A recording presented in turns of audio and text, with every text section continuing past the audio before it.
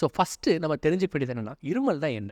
So இருமல் இல்லை cough அப்படிங்கிறது ஒரு ப்ரொடெக்டிவ் மெக்கானிசம். ஸோ இப்போ என்னென்னா, நம்ம நுரையீரலுக்குள்ளே எந்த விதமான ஒரு ஃபாரின் பாடியும் போயிடக்கூடாதுங்கிறதுக்காக இருக்கிற ஒரு ப்ரொடெக்டிவ் மெக்கானிசம் தான் இந்த இருமல். ஒரு வேளை நம்மளுக்கு ஏதாச்சும் உள்ளே போயிடுச்சுன்னா அதை இருமி நம்ம வெளியே கொண்டு வரணும். அதுதான் அந்த காஃப் ரிஃப்ளெக்ஸ்.